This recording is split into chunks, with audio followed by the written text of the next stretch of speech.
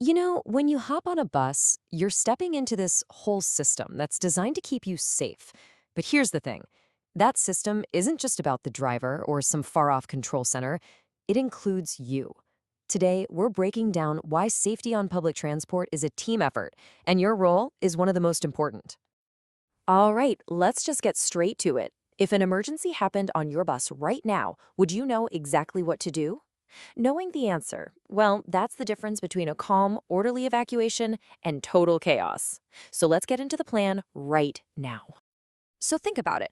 Any day you're riding a bus here in Qatar, you're actually surrounded by these layers of safety. It's like a three-legged stool. You have the highly trained driver up front, the central bus operations team watching over everything, and then there's you, the passenger. All three parts are essential to keeping the journey safe. But what happens when things don't go according to plan? The second a hazard is spotted, whether it's a dashboard light or something more serious, that's when the training kicks in, and it all starts with the driver's quick, decisive actions. Now, this isn't the driver making things up as they go. This is pure, drilled-in training. They follow four key steps to secure the bus. First, they signal and pull over somewhere safe. Then, bam, hazard lights go on to warn everyone else on the road. Third, they hit the parking brakes so the bus isn't going anywhere. And finally, they cut the engine to reduce any other risks.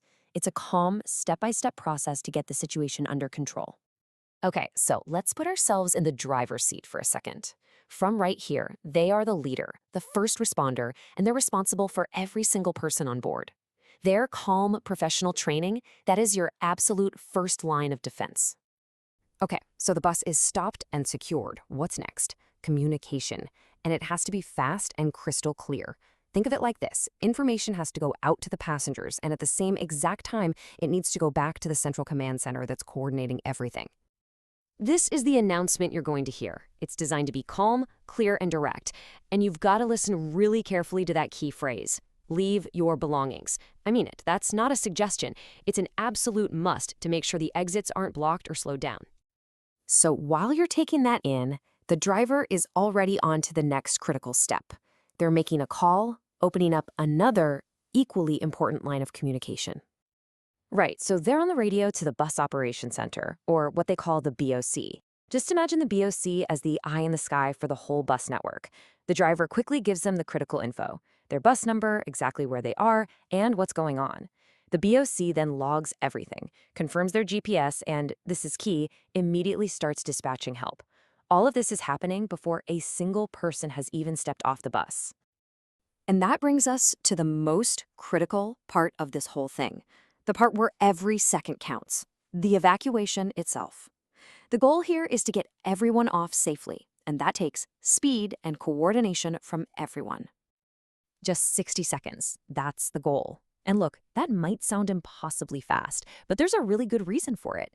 In an emergency like a fire, you're literally racing against the clock. That's why every single planned step matters so much. So, this is it.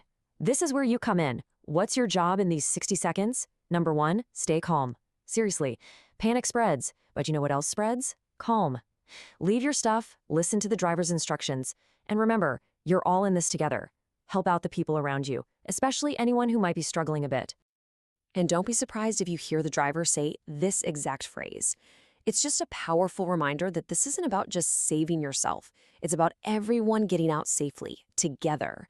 Your help is a direct part of making that happen. But wait, what if the main doors are blocked?